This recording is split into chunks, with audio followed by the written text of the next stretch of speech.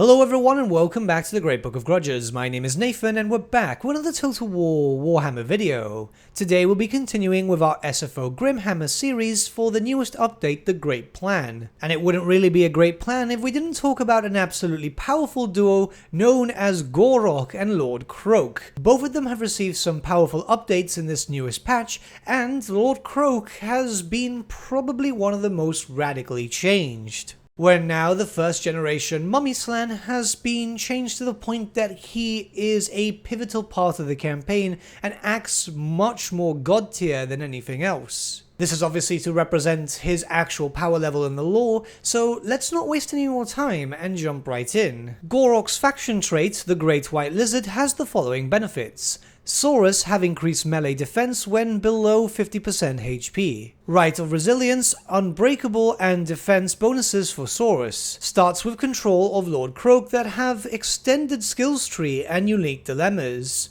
Upkeep minus 10% for Saurus units, and alignment generated +1 per turn. Gor-Rok's own personal trait, Protector of Itza, has the following benefits. Melee defense +8 when in own or friendly territory for Lord's army, and physical resistance +20% when defending sieges, own armies in province. You would also have noticed weapon strength +10 for Saurus units in Lord's army, but that is actually a skill which is active at the beginning of your game. Lord Kroak's own personal trait, the Spirit of the Venerable Lord Kroak, has the following benefits. Growth +20, own local province. Leadership +5, own armies in province, and Untainted +5, local province. You might see a lot of different effects on campaign effects and battle effects, but don't worry about that, we'll discuss that soon. Alignment will of course be as important as ever with this newest update, and for Gor-Rok you mostly get it through character skills alongside the usual geomantic web and events. And not only is it gained through skills, but also used on skills too.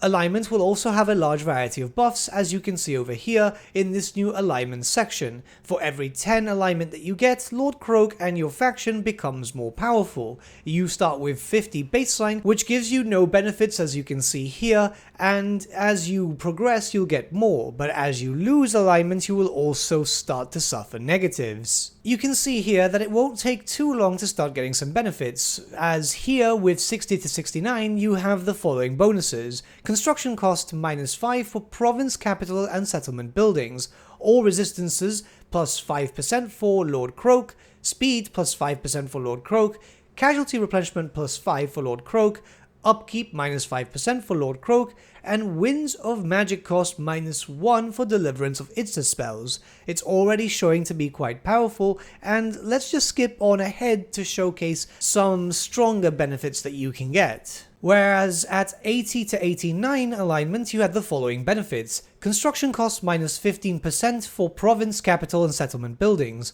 all resistances +15% for Lord Kroak, speed +15% for Lord Kroak, casualty replenishment +15% for Lord Kroak, upkeep -15% for Lord Kroak, and Winds of Magic cost -3 for deliverance of Itza spells. There's a heavy focus on Lord Kroak and there's a good reason for it. You see, at the beginning of your campaign you will be faced with a rather powerful dilemma, a 50-turn dilemma which can give you a strong benefit, 4 rather strong choices to be in fact, but also be faced with casualty replenishment of -25% for Lord Kroak. Now the reason because of this is because Lord Kroak for Gor-Rok's campaign specifically is incredibly powerful, much more so than he ever was in vanilla, so you'll want to keep him alive, and this is the thing, with lower casualty replenishment he can easily die and you want him to keep leveling up. This dilemma will then repeat itself after 50 turns and then the negative will no longer be there, but the first 50 turns are rather important. That's because Lord Kroak now has a massive new skill tree, which, yeah, I mean you can see it right now,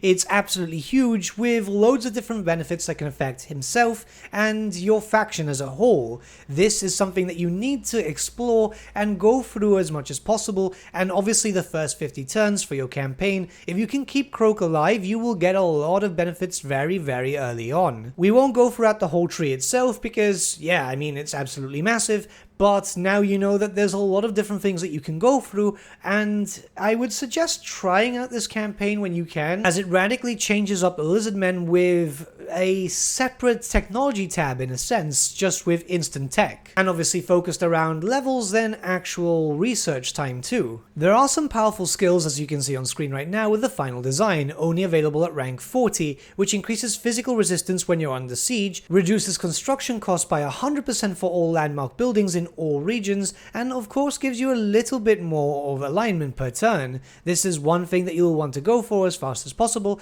and like I said, keep Lord Kroak alive for the first 50 turns and try and level him up as much as possible, especially since you start with Gor-Rok and Gor-Rok himself is quite powerful. It shouldn't really be too much of an issue to keep him alive. Gor-Rok's unique right to the Right of Resilience has also been updated. Recruit rank +5 for Saurus Scar veterans, attribute Unbreakable for Saurus Scar veterans and Temple Guard units, attribute Expert Charge Defense for Saurus and Temple Guard units, and ability Pursuit of Battle for Saurus and Temple Guard units. And finally, the Saurus Old Bloods, which are linked up to Gor-Rok's faction, will have access to new skills in a very similar sense to a title system. Each Saurus Old Blood may only pick one title, and the titles themselves have their own level system with up to 3 levels. These titles themselves will provide massive benefits, and you can see that there's also some faction-wide benefits too, so you're going to want to focus around Sauruses more than anything else, and you can do a lot of damage through this, where the Old Bloods themselves will be absolutely powerful, though keep in mind that you will also spend alignment per turn, and obviously this is something that you'll need to keep an eye on, as Lord Kroak is very heavily dependent on alignment too. It's pretty much make a choice here. So as you can see with this new update, the campaign for Gor-Rok is now heavily synergized with that of Lord Kroak, now providing a much more different and stylized campaign, and less in comparison to Kroak just in white. What do you think about the newest changes to Gor-Rok? Let me know your thoughts in the comments below, and let's start a bit of a discussion. But with that, my friends, we've come to the end of our video. Thank you so much for watching. If you did enjoy the video, might I suggest giving the video a like, or even subscribing to the channel, as it really does help us out.